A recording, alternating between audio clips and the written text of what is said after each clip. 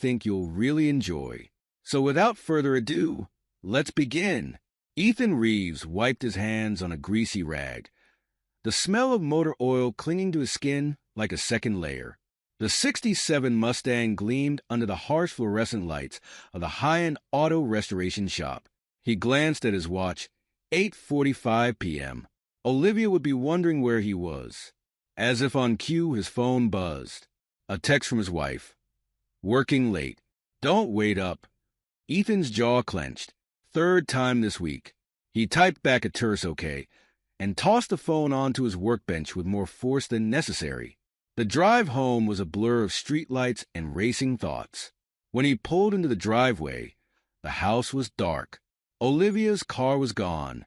Inside, Ethan poured himself a whiskey neat. He sank into his favorite armchair, the leather creaking under his weight. The house felt too quiet, too empty. His eyes landed on Olivia's open laptop on the coffee table. He shouldn't. He really shouldn't. But the whiskey burned away his reservations. Ethan leaned forward, tapping the space bar to wake the screen. A string of emails popped up. Nothing incriminating, but something about the tone of the exchanges with her co-workers seemed off. Too familiar, too flirtatious. A key in the lock made him snap the laptop shut. Olivia breezed in, her cheeks flushed and hair slightly disheveled. "Oh, you're still up," she said, surprise coloring her voice. "I thought I told you not to wait." Ethan forced a smile. "Just got in myself. Busy day at the shop." Olivia nodded, distracted. Her phone chimed and she glanced at it, a small smile playing at her lips before she quickly schooled her features. "I'm beat," she announced. "Heading to bed. Don't stay up too late." As she climbed the stairs, Ethan's eyes narrowed. The seeds of suspicion, once planted, began to take root. Over the next few weeks, Ethan found himself hyper-aware of Olivia's movements. Strange phone calls at odd hours became the norm. She'd step out onto the porch, speaking in hushed tones. When he'd ask who it was, she'd wave it off as work stuff with a tight smile. The work emergencies multiplied. Late nights at the office, sudden weekend meetings. Each time, Ethan's unease grew. One evening, as Olivia showered, Ethan found himself staring at her purse. The temptation to look inside gnawed at him. With a deep breath, he reached in and pulled out her wallet. Flipping it open, he found their shared credit card statement. His eyes widened as he scanned the charges. Upscale restaurants he'd never heard of, hotels in the city. His stomach churned. The sound of the shower stopping jolted him back to reality. He hastily shoved the statement back into her wallet and returned it to her purse, heart pounding. That night, as Olivia slept soundly beside him, Ethan made a decision. He'd crossed a line by looking at her wallet, but he couldn't shake the feeling that something was terribly wrong. The next day, on his lunch break, he purchased a small GPS tracker. His hand shook slightly as he installed it in Olivia's car, hidden beneath the dashboard. The guilt of invading her privacy warred with his need to know the truth. Over the next week, Ethan obsessively checked the tracker's data. Most of Olivia's movements were innocuous. Her office, the gym, the grocery store. But then a pattern emerged. Frequent visits to an affluent neighborhood across town, always during her supposed late nights at the office. The final straw came when he checked their online banking and noticed a series of large transfers from their joint account to an account he didn't recognize. Ethan's hands clenched into fists. He needed answers, and he needed them now. The business card felt heavy in Ethan's hand. Mia Chun, private investigator. Her office was tucked away in a nondescript building downtown, the kind of place you'd walk by 100 times without noticing. Mia was all business, her dark eyes sharp as she listened to Ethan's suspicions. "I'll need a week," she said. "Maybe 2. I'll be discreet." Ethan nodded, swallowing hard. "Just find out the truth, whatever it is." The next 10 days were agony. Ethan went through the motions at work, his mind constantly elsewhere. He barely slept, lying awake listening to Olivia's steady breathing beside him, wondering if she was dreaming of someone else. When Mia finally called, her voice was grim. "I have what you need. Meet me at my office." The manila envelope Mia slid across her desk might as well have been filled with TNT. Ethan's hand shook as he opened it, spilling out a stack of high-resolution photos. Olivia, laughing over wine at a candlelit restaurant. Olivia, entering a hotel, a tall man's arm around her waist. Olivia, kissing that same man passionately in an elevator. "His name is Dr. Nathaniel Hawthorne," Mia said quietly. "He's a neurosurgeon at St. Mary's Hospital." Ethan felt the blood drain from his face. He recognized the name. Olivia had mentioned him in passing, a new doctor at her firm's biggest client. "I'm sorry," Mia added, genuine sympathy in her voice. Ethan nodded woodenly, gathering up the photos. "You did your job. Thank you." The drive home was a blur. Ethan's mind raced, replaying every moment of the past few months through this new, horrible lens. How long had it been going on? How could he have been so blind? Olivia was in the kitchen when he walked in, humming as she chopped vegetables for dinner. She looked up with a smile that quickly faded when she saw his expression. "Ethan, what's wrong?" He slapped the envelope down on the counter. "Care to explain?" Olivia's face went pale as she looked at the contents. For a long moment, there was only silence. Then her eyes hardened. "You had me followed? How dare you invade my privacy like that?" Ethan laughed bitterly. "Your privacy? That's rich, coming from someone who's been lying to my face for God knows how long." "It's not what you think," Olivia began, but Ethan cut her off. Don't you dare try to gaslight me. I've seen the evidence with my own eyes." Olivia's face crumpled. "Ethan, please. We can work through this. It was a mistake, I swear." But Ethan wasn't listening. His eyes had caught on Olivia's phone on the counter. Screen lit up with a new message. From Nate. In that moment, something in Ethan snapped. He grabbed the phone, ignoring Olivia's protests. "Warn Nathaniel," he read aloud, his voice dangerously calm. "About what exactly? The investigation? Or the fact that your idiot husband finally caught on?" Olivia's silence was all the confirmation he needed. Ethan set the phone down carefully, his mind already racing ahead to what needed to be done. "I'm going for a drive," he said flatly. "Don't wait up." As he walked out, he could hear Olivia on the phone behind him, her voice low and urgent, warning her lover, no doubt. Let her. It didn't matter now. Ethan drove aimlessly for hours, the betrayal eating away at him like acid. By the time he returned home in the early hours of the morning, his shock had crystallized into something harder, colder. A plan was forming in his mind. Olivia was asleep when he crept into the bedroom. In the pale moonlight, she looked peaceful, beautiful. Ethan felt a twinge of the love he'd once felt for her, quickly swallowed by a tide of bitter rage. He wouldn't confront her. Not yet. For now, he'd play the fool, the trusting husband. And all the while, he'd be planning for the day when he'd make them both pay for every lie, every betrayal. Ethan slipped into bed, his mind racing with possibilities. As he drifted off to an uneasy sleep, one thought echoed in his mind. Revenge would be sweet. Nature, it seemed, had a twisted sense of timing. 3 days after Ethan's world imploded, the skies opened up. Rain lashed against windows.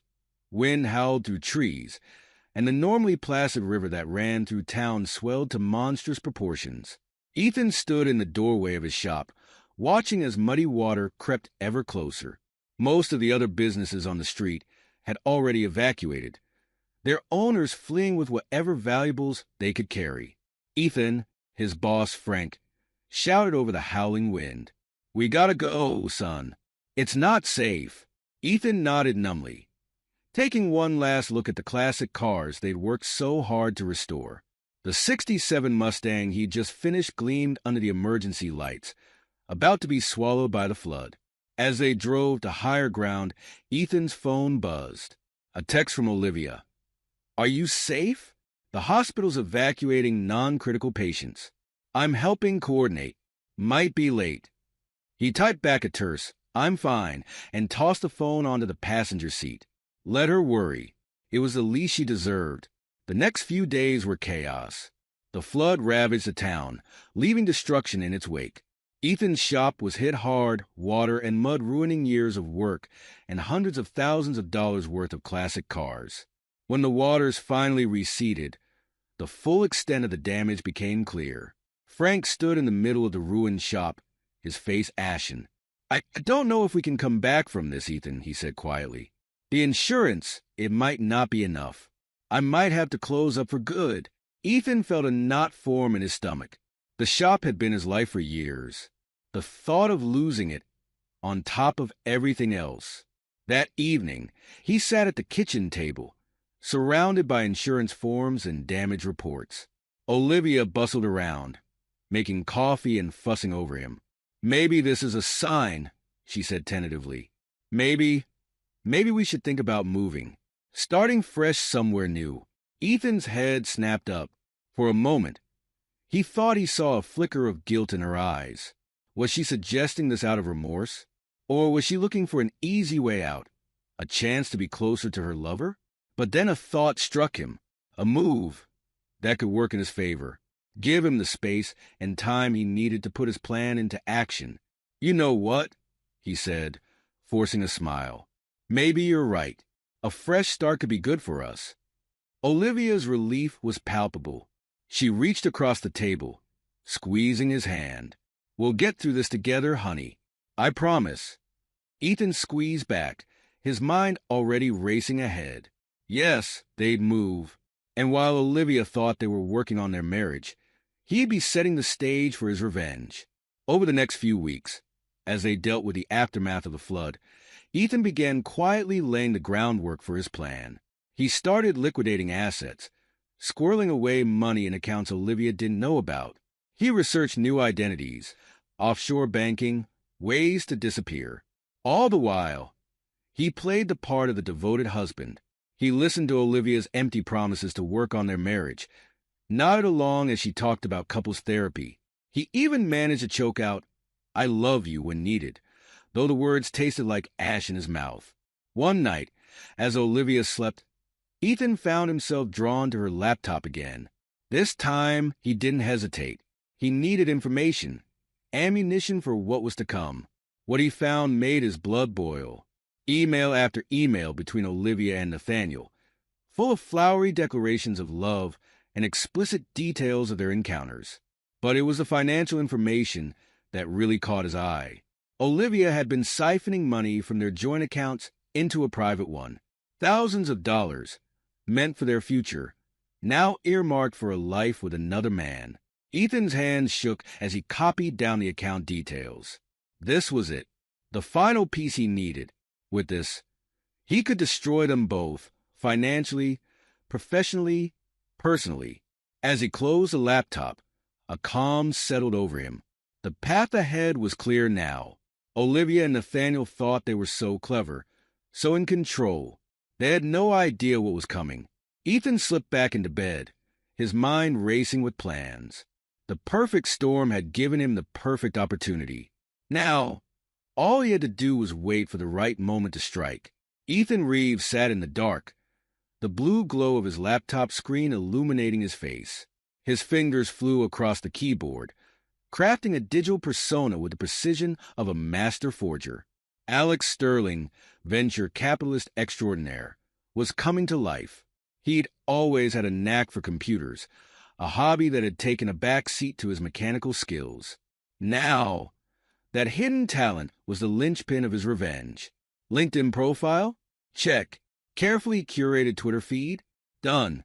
A sleek website for Sterling Ventures, complete with glowing testimonials from shell companies? Perfect. Ethan leaned back, admiring his handiwork. Alex Sterling was everything he wasn't. Wealthy, connected, and passionate about cutting-edge medical technology. The perfect bait for a certain ambitious neurosurgeon. He glanced at the clock. 3:47 a.m. Olivia would be waking up soon, heading to the hospital for her early shift. To her lover, Ethan's jaw clenched. He forced himself to take a deep breath. Patience. That's what this whole charade was about. Patience and planning. He navigated to Dr. Nathaniel Hawthorne's professional networking profile. His mouse hovered over the connect button. This was it. The first domino. Click. Across town in a luxurious penthouse apartment, Dr. Nathaniel Hawthorne's phone buzzed. He groaned, reaching for it blindly in the dark. Olivia stirred beside him. "What is it?" she mumbled sleepily. "Nothing, darling. Go back to sleep." Nathaniel squinted at the screen, a notification from his professional networking app catching his eye. A connection request from Alex Sterling? The name wasn't familiar, but the profile was intriguing. CEO of Sterling Ventures, specializing in medical technology investments. Nathaniel's heart raced. This could be the break he'd been waiting for. His research was groundbreaking, but funding was always an issue. If he could get an investor, like Sterling, interested, he accepted the request without hesitation, already composing a message in his head. This could change everything. Back in his home office, Ethan allowed himself a small, grim smile as the acceptance notification popped up. Hook, line, and sinker. Over the next few weeks, Alex and Nathaniel exchanged a flurry of messages. Ethan played his part perfectly, expressing keen interest in Nathaniel's research while dangling the possibility of substantial funding. Olivia noticed the change in her lover. Nathaniel was distracted, constantly checking his phone, staying late at the lab. "Is everything all right?" she asked one night over dinner at their favorite upscale restaurant, the same one where Ethan had first seen them together in Mia's photographs. Nathaniel's eyes gleamed with excitement. "Better than all right. I might have found an investor for my project. If this pans out, Olivia, we're talking millions in funding. It could change everything." Olivia's heart swelled. This was what she'd been waiting for. A chance to start over, to leave behind the guilt and the lies. "That's wonderful, Nate. Tell me everything." As Nathaniel launched into an explanation of neural interfaces and groundbreaking therapies, Ethan sat alone in his home office, monitoring their conversation through the bug he'd planted in Olivia's purse. His hands clenched into fists as he listened to them plan their future together. Soon, he thought, soon they'd see just how quickly dreams could turn to ashes. The next day, Alex sent Nathaniel a proposal, a chance to fast-track his research, to push the boundaries of what was possible. All he needed to do was bend a few rules, skirt a few ethical guidelines. Nathaniel hesitated. It was risky, if anyone found out, but the potential rewards were too great to ignore. With trembling hands, he replied to Alex, "I'm in." Ethan leaned back in his chair, a wolfish grin spreading across his face. The trap was set. Now, all he had to do was wait for his prey to stumble into it. Dr. Melissa Chung, head of the Medical Ethics Board at St. Mary's Hospital, frowned at her computer screen. The anonymous email she received was troubling, to say the least. Allegations of unethical research practices, patient safety concerns, forged consent forms, all pointing to one of their most prominent surgeons, Dr. Nathaniel Hawthorne. She'd always had reservations about Hawthorne. Brilliant, yes, but there was an arrogance to him that set her on edge. And now this. With a heavy sigh, she picked up her phone. "Sarah, get me the hospital administrator. We need to launch an investigation. And contact Dr. Hawthorne's department. All his research is to be put on hold, effective immediately." Across town, in his opulent office, Nathaniel's world was crumbling around him. His phone hadn't stopped ringing all morning. The ethics board, the hospital administrator, even the local medical licensing board, all demanding answers he couldn't give. How had they found out? He'd been so careful. A soft knock at the door made him jump. Olivia slipped in, her face pale with worry. "Nate, what's going on?" "There are rumors flying all over the hospital." Nathaniel said, "I don't know. Someone's accused me of—" "God, Olivia, it's bad. Falsifying data, endangering patients. They're saying I've violated every ethical guideline in the book." Olivia's hand flew to her mouth. But that's not true, is it? Tell me it's not true. The silence that followed was deafening. Nate, he couldn't meet her eyes. I might have cut a few corners, pushed things a little faster than regulations allowed, but it was for the greater good. Don't you see? With Alex's funding, we were on the verge of a breakthrough. Olivia felt the floor drop out from under her. Alex? The investor? Nate, what have you done? Before he could answer, his phone buzzed again. A text from an unknown number. Check your email. With trembling fingers, Nathaniel opened his inbox. His blood ran cold. There, in his sent folder, was an email he had no memory of writing, addressed to the ethics board, the hospital administration, even local news outlets. A full confession of his misdeeds, along with, oh God, photos of him and Olivia in compromising positions, in his office, in on-call rooms. No, he whispered. No, no, no. Olivia peered over his shoulder, her face draining of color. How? Who? The pieces fell into place with sickening clarity. Ethan, it had to be. But how? How could he have orchestrated all of this? Across town, in a nondescript internet cafe, Ethan allowed himself a moment of satisfaction as he hit send on the final email. The dominoes were falling, faster and harder than even he had anticipated. He'd underestimated how quickly Nathaniel would compromise his ethics in pursuit of glory and funding. It had made his job almost too easy. A few well-placed keyloggers, some carefully timed system updates pushed to Nathaniel's devices, and he'd had access to everything. Emails, text messages, even webcam footage. The photos had been a stroke of luck. He hadn't expected them to be so careless, to flaunt their affair right under the noses of their colleagues. But their arrogance had played right into his hands. Now, it was time for the final blow. Olivia's phone buzzed. A notification from her banking app. With shaking hands, she opened it, already knowing what she would find. The secret account she'd set up, the one she'd been funneling money into for months, planning for a fresh start with Nathaniel, it was empty. Every last cent gone. A text message flashed across her screen. From Ethan. Thought you could hide it from me?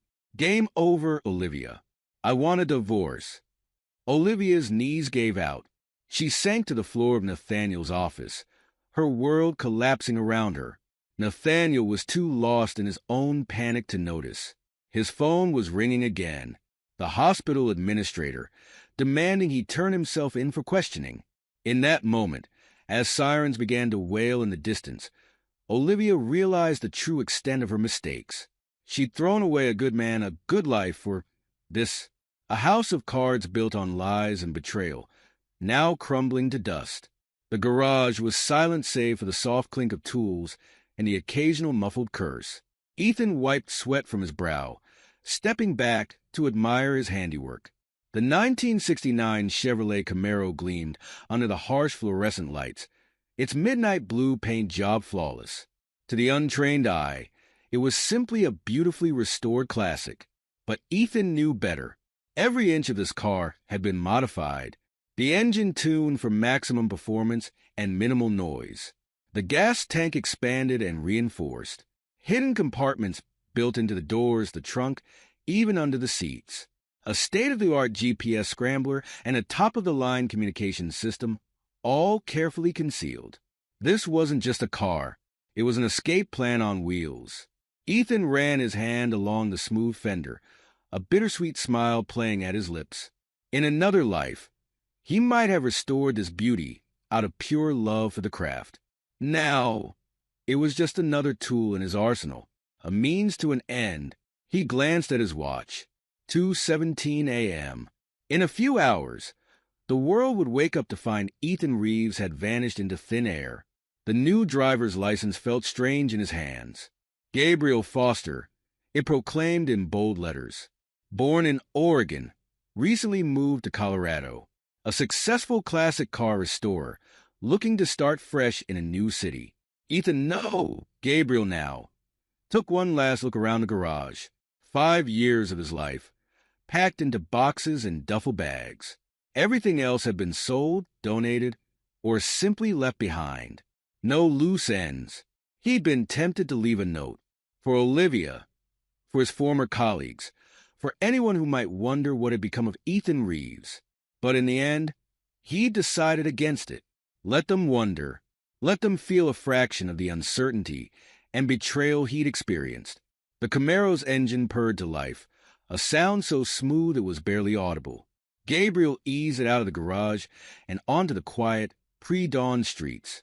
As he drove past Olivia's house one last time, he allowed himself a moment of reflection. 5 years of marriage, a lifetime of memories, all reduced to ashes by her betrayal. He thought of Olivia and Nathaniel, probably huddled together in some lawyer's office, trying to salvage what was left of their reputations and careers. Let them have each other, he thought bitterly. They deserved no better. The for sale sign on their front lawn flickered in his headlights as he drove past. Another piece of bait. He'd hired a realtor under a false name, left instructions for the proceeds of the sale to be donated to a local children's hospital. It would keep the authorities guessing, wondering if he'd fled the country. As the town limits approached, Gabriel felt a weight lift from his shoulders. Ethan Reeves was dead. His old life, his pain, his betrayal, all of it left behind in the pre-dawn darkness.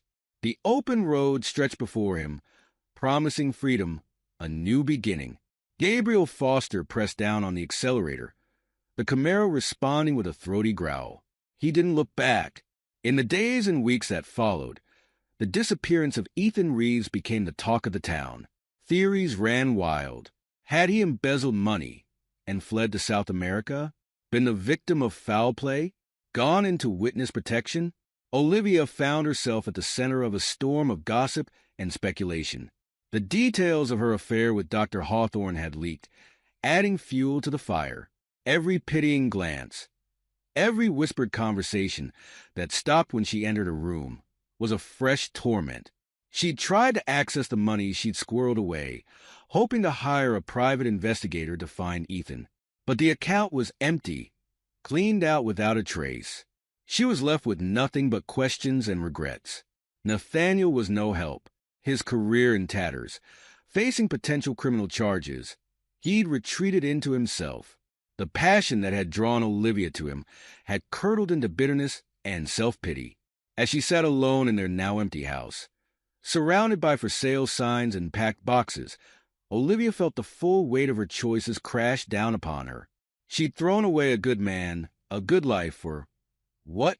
A fantasy that had crumbled like a house of cards. For the first time, she allowed herself to consider the possibility that Ethan's disappearance wasn't just about running away. The precision of it all, the way he dismantled their lives so thoroughly. This was revenge, served cold and calculated. Olivia shivered, wrapping her arms around herself. Wherever Ethan was, whatever he'd become, she had a sinking feeling that this was far from over. Miles away, on a winding mountain road, Gabriel Foster smiled as he caught a glimpse of his new home city in the distance. The Camaro purred beneath him, eating up the miles. A new life awaited, and with it, the next phase of his plan. The growl of a finely tuned engine echoed to the cavernous workshop as Gabriel Foster eased a gleaming 1970 Dodge Challenger onto the lift. He killed the ignition, the sudden silence broken only by the soft ping of cooling metal. 5 years. 5 years since he'd left behind the life of Ethan Reeves. 5 years of building a new identity from the ground up. Gabriel Foster, classic car restoration expert, was now a fixture in this small Colorado town. His business was thriving, his reputation impeccable. He wiped his hands on a rag, surveying his domain. Rows of vintage beauties in various states of repair filled the shop. This was his life now. Simple, uncomplicated, no betrayals, no lies. The crunch of gravel outside pulled him from his reverie. Probably Mrs. Hadley, coming to check on her husband's prize Mustang. Gabriel plastered on his best customer service smile and turned towards the door.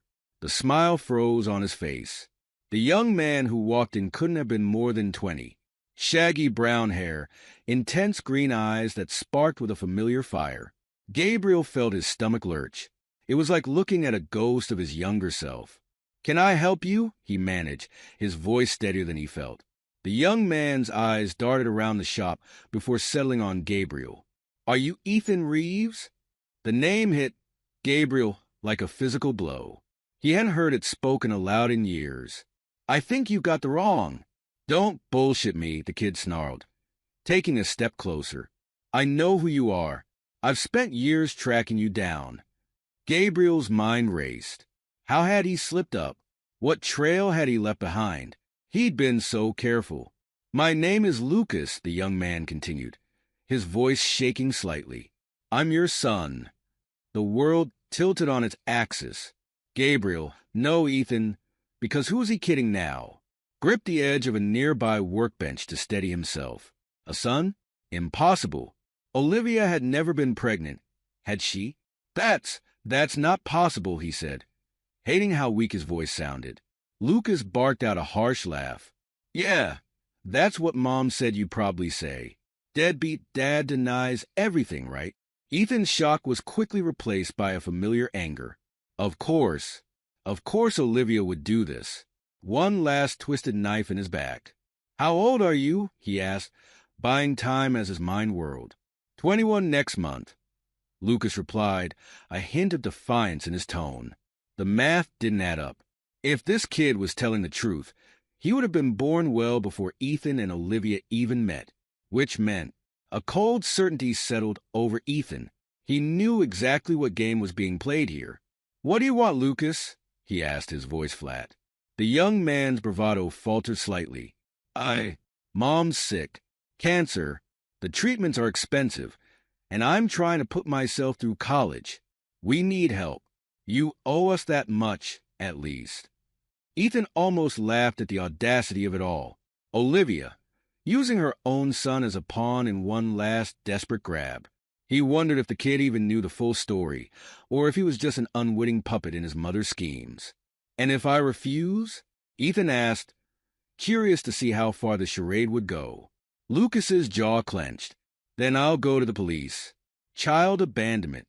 I'll sue you for back child support. I'll make sure everyone knows what kind of man Ethan Reeves really is." Now Ethan did laugh, a short, bitter sound that made Lucas take a step back. "Kid, you have no idea what kind of man Ethan Reeves really is. But I'll tell you what, come back tomorrow. I'll have something for you then." Lucas hesitated, clearly thrown off by this response. You're not denying it." Ethan shook his head. "Go home, Lucas. Tell your mother you found me. Come back tomorrow at noon, and we'll settle this once and for all." After a moment of tense silence, Lucas nodded jerkily and turned to leave. At the door, he paused. "Don't try to run. I'll find you again." Ethan watched him go, a storm of emotions swirling in his chest. When the sound of Lucas's car had faded, he pulled out his phone and dialed a number he hadn't used in years. "Mia? It's E.T. It's Gabriel. I need one more favor." The next day, precisely at noon, Lucas stood in Gabriel's workshop, radiating nervous energy. His eyes darted around the room, taking in the tools, the half-restored cars, searching for, what? A sign of the father he'd never known? Some tangible connection to the man who'd abandoned him and his mother? Gabriel watched him silently for a moment, struck again by the physical resemblance. It was uncanny, really, if he hadn't known better. "Sit down, Lucas," he said, gesturing to a pair of battered office chairs in the corner. "We need to talk." Lucas complied, his earlier bravado seemingly diminished in the harsh light of day. Gabriel took the seat across from him, a manila envelope in his hands. "Before we start, I want you to know that I'm sorry," Gabriel began. Lucas's head snapped up, hope flaring in his eyes. "You are?" Gabriel nodded solemnly. "I'm sorry that your mother has put you in this position. I'm sorry that she's used you as a pawn in her games. And I'm sorry for what I'm about to tell you, because it's going to hurt. But you deserve the truth."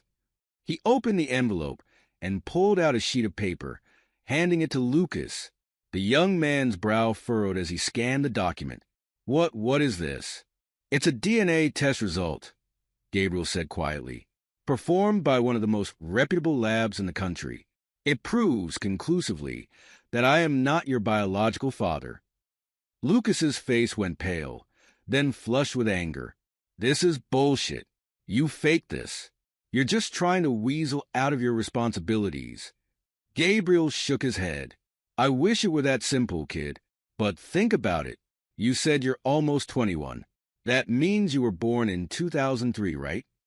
Lucas nodded warily. I didn't even meet your mother until 2016. We were married in 2018. The math doesn't add up, Lucas. It never did. But Mom said... Your mother lied, Gabriel said, his voice gentle but firm. She's been lying to you for a long time, I suspect. Lucas slumped in his chair, the fight draining out of him. Why would she do that? Gabriel sighed. That's a long story, one I'm not sure you're ready to hear. But I think you need to. Over the next hour, Gabriel, no Ethan, because there was no point in pretending anymore, told Lucas everything.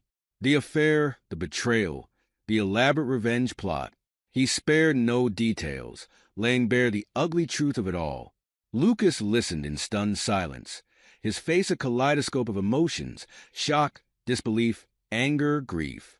When Ethan finished, Lucas sat motionless for a long moment. Then, in a voice barely above a whisper, he asked, So who is my real father? Ethan's jaw clenched. Based on the timeline and everything else I know, I'd say it's almost certainly Dr. Nathaniel Hawthorne. Lucas's head snapped up. Mom's boss? The one she's been with since. Since before I left, yes, Ethan confirmed. I'm sorry, Lucas. You deserve better than this. The young man stood abruptly, pacing the small office area. All these years, she told me you ran out on us, that you couldn't handle the responsibility. I've hated you my whole life for abandoning us. And now you know the truth, Ethan finished softly. It's not an easy thing to face, believe me, but it's better than living a lie. Lucas turned to him, his eyes shining with unshed tears. What am I supposed to do now? Mom's sick. She needs help. And I don't even know who I am anymore. Ethan stood, placing a hesitant hand on Lucas's shoulder. You're the same person you've always been, Lucas. Your mother's lies don't change who you are. As for what to do, I think you need to have a long talk with Dr. Hawthorne, and with your mother. Lucas nodded numbly. Yeah, I guess I do. As Lucas turned to leave, Ethan called out, Wait. He went to his desk, pulled out a checkbook, and quickly wrote something. Here, he said, handing the check to Lucas.